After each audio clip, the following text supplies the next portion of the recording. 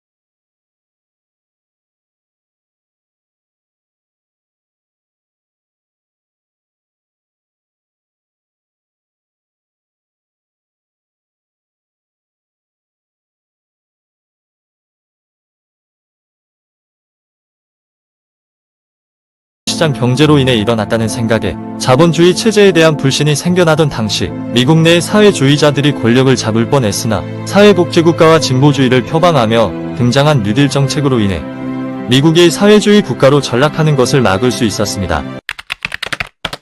미국은 영국의 경제학자 존 메이너드 케인즈의 수정자본주의 이론을 받아들이기로 결정하며 정부가 대규모 공공사업을 벌임으로써 일자리를 창출하고 사회간접 자본을 형성하는 역할에 대하여 이론적 정당성을 얻을 수 있었습니다.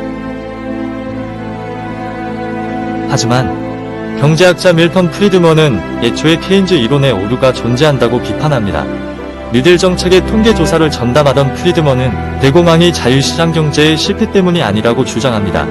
루즈벨트 직전 대통령인 후보 정부에서 정책 판단을 잘못하여 통화 공급량을 축소했기 때문에 자본이 부족해진 기업들이 연이어 도산하였고 이것이 대공황의 원인이라고 말합니다. 정부가 시장경제에 개입하며 교란하였기 때문에 엉망이 된 것이라는 입장입니다. 케인즈와는 상반된 입장이지요. 하지만 1970년대 케인즈의 이론이 설명하지 못하는 스태그플레이션 현상이 발생하게 됩니다. 케인즈는 경제가 성장해야 물가가 상승한다고 주장했으나 경기가 침체된 상태인데도 물가가 상승하는 현상이 발생한 것이죠. 서방 국가들은 경제난 극복을 위해 프리드먼의 작은 정부론에 따라 정부 개입 최소화, 통화량 유지, 개인 자유 최대화를 선택하였습니다. 1970년대 스태그플레이션 사례 이후 케인즈의 큰 정부론은 부정당하였고 프리드먼의 작은 정부론에 따라 자유시장 경제의 가치가 다시 주목받기 시작하였습니다. 루즈벨트는 2차 세계대전 참전을 선언합니다.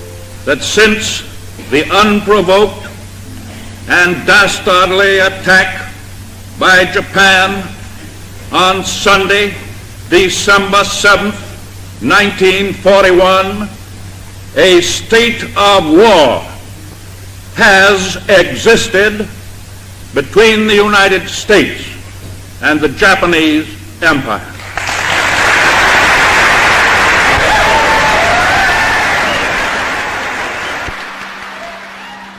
결정적으로 뉴딜 정책을 비판하는 것은 미국이 대공황을 극복할 수 있었던 이유가 제2차 세계대전 참전 덕분이라는 점입니다. 뉴딜 정책으로 일자리를 만들었지만 실업률 개선 효과가 미미하였습니다. 1941년 2차 세계대전 참전 이후 미국은 군수물자를 공급하며 경제 회복을 할 수 있었습니다. 일부 인종과 계층에만 일자리를 제공한 것도 뉴딜 정책의 한계로 언급됩니다. 백인 남성은 일자리를 얻었지만 그 외의 취약계층은 뉴딜 정책의 혜택을 받지 못했습니다. 루즈벨트 정부 자체에 대한 비판도 존재합니다.